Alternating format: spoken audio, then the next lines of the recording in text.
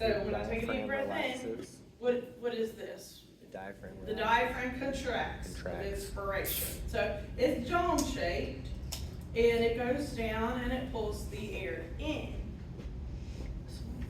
No, it scared me. Okay. I was trying not to laugh. So with inspiration, the diaphragm contracts and it pulls the air in. What happens to the volume? Increase. Increase the volume. What about the gas pressure? Decreases. Those are going to be opposite of one another. So when you increase the volume, those air molecules can spread out, so they're not like beating on each other like that. So when they're spread out, that decreases the gas pressure. Okay. And with inspiration, what muscles can help? Intercostal. Yeah, but which ones? It's the opposite prefix. So with inspiration, it is the external intercostals that can help. Okay? So that's your 4 things for inspiration. For expiration, the diaphragm does what? Relaxes. Relaxes, it goes back up. So it is a passive process. Expiration is a passive process.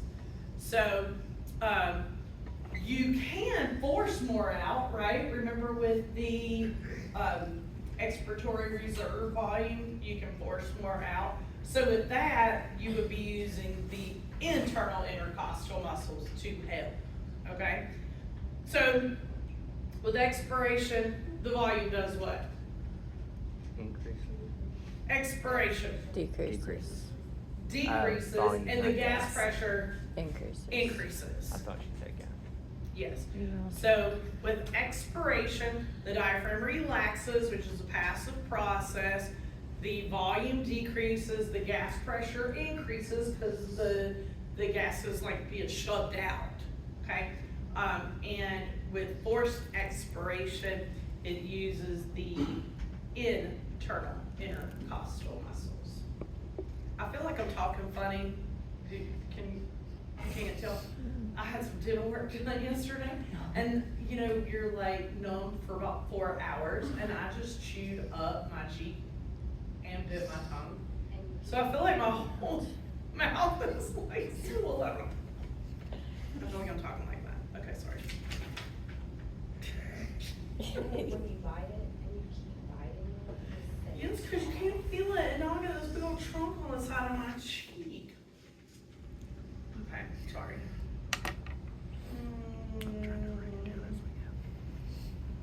Okay, nose mechanisms involved in breathing. Oh, we talked about the intrapulmonary volume increases with inspiration and decreases with expiration. And the gas pressure increases with expiration and decreases with inspiration. If you just think about the gas pressure as being those molecules being able to spread out, with inspiration, when the volume gets bigger, then that makes sense that the pressure would be less. Okay. Okay. The relationship between intrapleural and intrapulmonary pressures. They're going to be opposites of one another. Intrapleural is inside the lungs. Inside the pleural cavity, and intrapulmonary is inside the lungs. Do you remember that, you know, if they're, say you got stabbed or something, if air is introduced into that intrapleural cavity in between the pleura, then it's going to cause that lung to collapse, right? Understand how the respiratory system keeps a balance of the pH of the blood. Okay, so if there's a problem with the respiratory system, then you would have a respiratory acidosis or alkalosis, okay? So if you have a COPD, like emphysema, okay? What happens with emphysema? The alveoli. The alveoli start to break apart and you end up with the giant pockets, right? Well, CO2 gets kind of trapped in those pockets. So now you have too much CO2. And CO2 is what, pH wise? Acidic. Acidic, okay? So if you have too much CO2, that is gonna be a respiratory acidosis. You with me? So the pH would drop below what number? Below 7.35. So normal is what? Yes, 7.35 to 7.45. So if it drops below 7.35, then it will be an acidosis. And if it is because of an increase in CO2, because of a respiratory problem, then we call that a respiratory acidosis. Okay? What if I am having a panic attack and I am, what's that? What's that called? Hyperventilating. Hyperventilation. So if I'm hyperventilating, I am blowing off too much CO2, and CO2 is acidic. So if I'm losing the acid, what happens to my pH? Goes up. It goes up. So that would be a respiratory alkalosis. Yes. Okay. How about if we know what is the other system that helps to control pH? Urinary system. Okay. So we do know that if there is a problem with the respiratory system, the urinary system can compensate, right? So if you have a respiratory acidosis, that means it's a respiratory problem making the pH too acidic. Okay? What can the kidneys do to fix that problem? Yep, they're gonna reabsorb more bicarbonate ions, which are basic, to balance it out. Does that make sense? What if the pH becomes too basic because of a respiratory problem? Release more Then bicarbonate. they're gonna excrete more basic bicarbonate ions. Excellent, good. While we're talking about it, I'll go ahead and talk about the kidney part too. We'll just skip it when we get to that. So anything other than a respiratory problem that messes up your pH is gonna be called metabolic, okay? So if you have, let's just say your child ate a whole bottle of Tums, okay? What are Tums? Basic. They're basic, they're antacids, meaning they're anti-acidic, meaning that they're very basic, okay? So that is not a respiratory problem. That will be a metabolic alkalosis because you have way too much base, right? So what's gonna compensate for that? No, the other system. So when we say metabolic, where it's anything other than the respiratory system that's causing the problem, but it's still the urinary side. Do you see what I'm saying? So if there's a problem, if there's a metabolic problem, the respiratory system is what compensates, okay? So if you ate too many Tums, that would be a metabolic alkalosis, right? Because it's anything other than the respiratory system, so it's metabolic, and it's alkalosis because there's too much base, right? So what is the respiratory system gonna do to help fix that problem? Slow down. Yes, slow down the respiratory rate, decrease the respiratory rate to hang on to the acidic CO2 to balance it out, okay? What if you had like DKA, diabetic ketoacidosis? That would also be a metabolic problem because it's not respiratory. So diabetic ketoacidosis, that would cause a metabolic acidosis, right? So what would the respiratory system do for compensation to fix it? Increase respiratory rate to blow off more acidic CO2 to balance it back out. Okay, does that make sense? Does that make sense? Okay. Okay, chapter 14 of the correct order, the food passes in the alimentary canal. Okay, so food goes in through your oral cavity. I'll just mention all the parts as I go through. In the oral cavity, you have the teeth and the tongue. that help with mastication, which is chewing, which is the physical breakdown of food. You also have salivary glands, which is the parotid on the side of the face, sublingual under the tongue, and submandibular under the mandible. And they help with chemical digestion. Okay, so then you swallow the food, it goes down the esophagus, it goes through the cardioesophageal sphincter into the stomach. Okay, in the stomach you have pepsin, which is going to help break down proteins chemically. And then remember, you have a third layer of the external muscularis externa, right? So normally in the alimentary canal we have the circular and the longitudinal, right?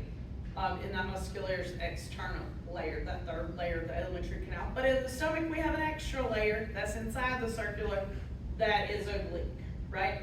So since you have 3 different angles, it's going to churn the food, okay?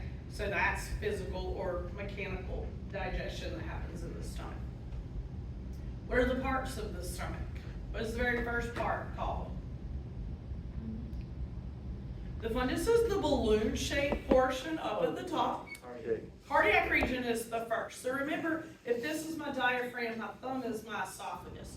When the esophagus goes through the diaphragm, it dumps the food into the very first part, which is called the cardiac region. So that's why it's called the cardioesophageal sphincter, okay? So the cardiac region is the first, and then the balloon-shaped portion is the fundus, because balloons are fun, okay? And then the long middle portion is the body, and then the funnel-shaped region at the end is the pylorus, okay? So what is that sphincter at the end? Pyloric sphincter, yes. Okay, so then that is going to dump the food into the what?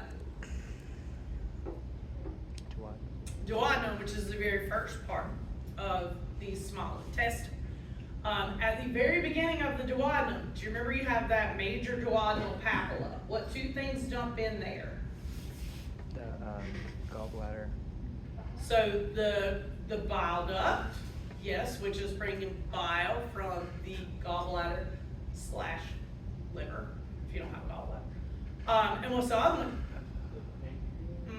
Main pancreatic duct. That is bringing all those enzymes from the pancreas into the duodenum. So all of those are for chemical digestion, okay? What does bile break down? Only fat. And what is that called? Oh, yeah. If it's fat cells in our body, that is called adipose tissue, but that's not what I was asking, sorry. No. What is the process of breaking down fat called? Lipase. No, but that does do it. That is an enzyme that does it. It's called emulsification. Have you heard that word? Yeah. That's how they make like hot dogs and stuff. They emulsify Right? Alright. You are right, but it's too early for that. Ew. Well, and now we're gonna remember that. Yeah, thank you. Emulsification. Okay, so after the duodenum, what's the second?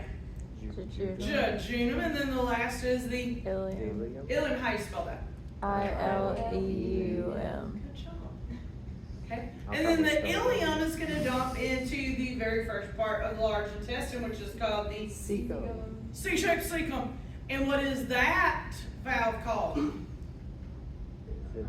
It's a sphincter, but they call it a valve. Is it the Ileocecal Yeah. valve. Ileocecal valve.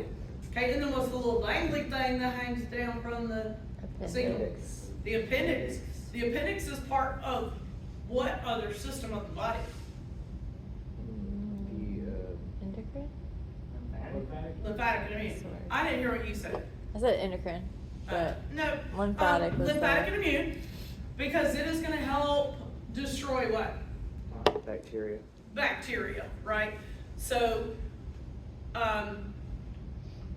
while we're talking about that, remember there's also like the MALT, mucosa associated lymphatic tissue, that's gonna help destroy anything so that that actually comes in through your digestive tract, so you don't get infected with it, so it doesn't get into your bloodstream, right? Okay, so from the cecum it goes up, The ascending. ascending colon, then across, Transverse. transverse down, Descending. descending, and then S Sigmoid. Sigmoid. shape, sigmoid into the Colon. rectum and out the anus. Mm. Okay? And there are two sphincters. The internal is involuntary, smooth muscle. The external is Voluntary. voluntary, which is skeletal muscle, right? Do you remember the speed bumps in the rectum?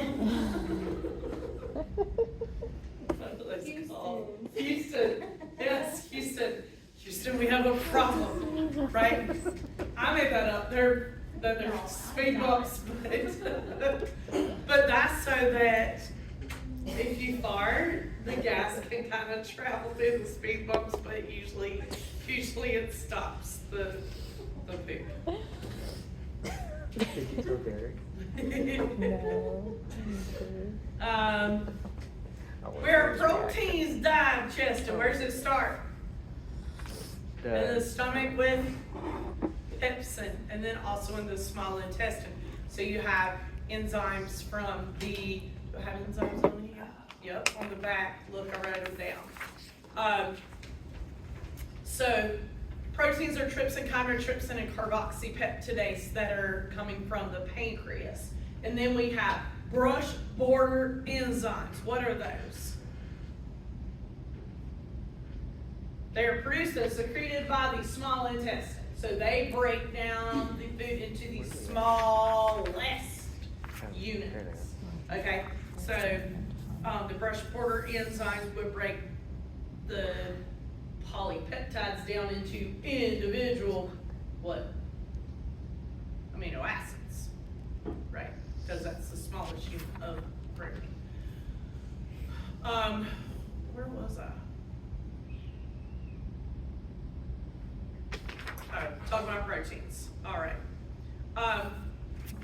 While we're there, how about carbohydrates? Where do they begin their digestion? In the mouth by Very good. salivary amylase. Yep, salivary glands. Salivary amylase, and then more breakdown in the small intestine. What? Same name. No. No, not the salary part, I'm sorry. Amylase. It's not the salary part, it's the second name. Yes. Oh, The so salivary salivary in your amylase, stomach? Okay. the salivary amylase is in the mouth, but in the small intestine is pancreatic amylase. Okay, that breaks it down into individual what? What are we breaking down? Carbohydrates? Carbohydrates. Monosaccharides? Monosaccharides are individual sugars, right? Okay. Lipids. Lipids are broken down. Where does lipid breakdown begin? In the small intestine? Small intestine. Now there is some salivary lipase, but it doesn't do a whole lot. Okay, so we don't really consider that. So the breakdown in the small intestine is by pancreatic lipase, which is lipid enzyme, right? So pancreatic lipase, and then the bile, right? Bile emulsifies the fats. We did an experiment on that in 211 lab, and we used those enzymes, and even in like ice water, the bile will emulsify the fats like so quickly. Like it turns to this nasty brownish color like that. I mean, it is really, really strong, and those bile salts that we use, oh my gosh, they smell really bad. But have y'all seen somebody throw a bile before? And the smell, just the smell of that. Okay, anyway. And then there's nucleic acids. Remember, nucleic acids are, the smallest unit is a nucleotide. That nucleotide is made up of the 5-carbon or pentose sugar, phosphate group, and nitrogenous base. So those are broken down in the small intestine by pancreatic ribonuclease or pancreatic deoxyribonuclease, right? And it breaks them down into the individual units, like the monosaccharide. That 5-carbon sugar is a monosaccharide, so it breaks the other stuff off of it, and then your phosphates and the nitrogenous base. Okay. Form and function of the small intestine. Okay, so what are the big folds called? The circular folds. What is that called? Lycocircularis. Yes, Lycocircularis was circular folds. And so then what? Villi. Then villi and then Microvilli. microvilli. So those three things do what? Increased surface area. Increase the surface area for what? Absorption. Absorption. Okay, so that is going to increase the surface area for absorption of nutrients. Since we're talking about absorption of nutrients, where do they go? Oh, I know this. Is it Well, this is microvilli. This is villi. Get it Difference. straight. I'm just kidding. This is villi. These are the microvilli on the villi. Yeah. So, when the stuff is broken down, the food stuff is broken down into the individual units, like individual glucose or individual amino acids, whatever. It is going to be absorbed into the Villi. villi, into the, what's in the villi? I forgot. Capillaries. Capillaries. So into the villi, into capillary blood, and is taken to the, what? Liver, via the hepatic portal vein for processing of nutrients and detoxification. Okay. The only thing that doesn't, or no, I don't want to say that. Lipids that are broken down can also go into what? What is that green stick inside the villi called? Lacteal. Yeah. Okay, so broken down fats can either go into the capillary blood and be taken to the liver via the hepatic portal vein, or they can go into the lacteal and go through the lymphatic system first. Okay, which is actually kind of cool if you think about it, because we're putting less fat in the bloodstream, which makes sense, right? Because you don't want a bunch of fat in there clogging up your vessels. So a lot of it will go into the lacteal and go through the lymphatic system first. Okay.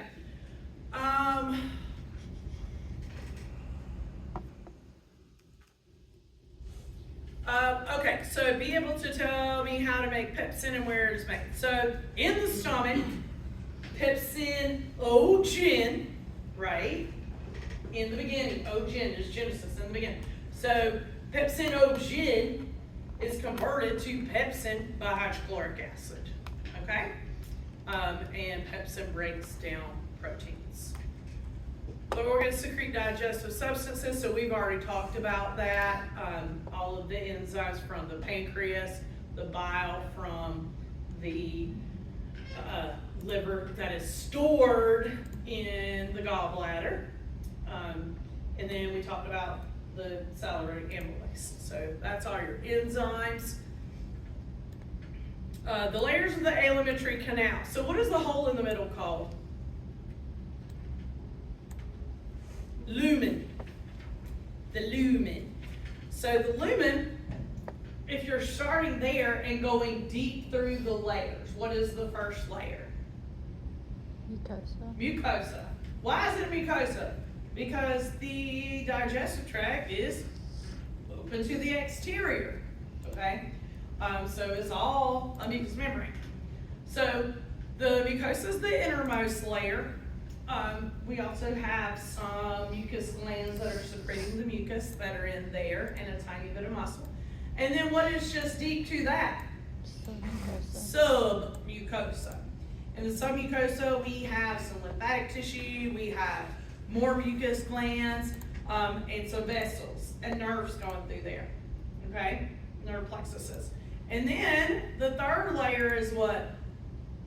Muscularis externus. Muscularis externus. So you have the circular and the longitudinal on top of that. What is the rhythmic contraction called? Squeeze, pull, squeeze, pull, squeeze, pull. Peristalsis. That pushes the food through the tube is peristalsis. And then the outermost layer is either going to be the serosa or adventitia.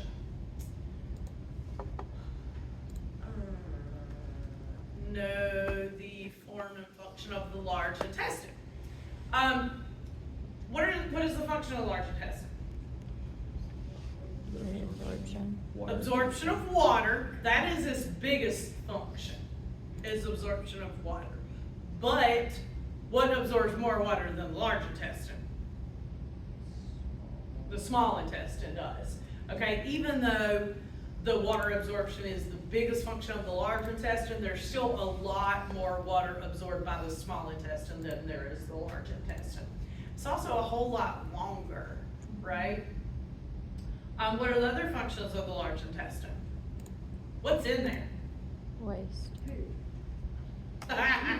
Yup. Also, good bacteria, right? Also the good bacteria that helps with the production of vitamin K. And then you also get the vitamin absorption from the large intestine too, especially vitamins B and K. Okay.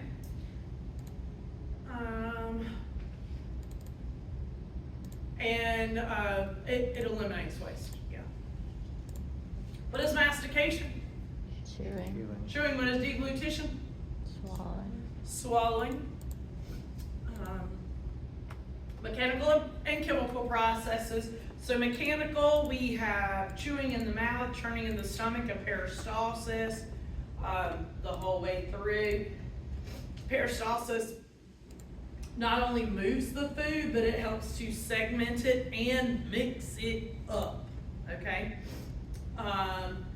The chemical digestion is through the enzymes that are produced in the salivary glands, in the stomach, in the pancreas, in the small intestine by those brush border enzymes, and then you have the bile that is produced by the liver stored in the gallbladder.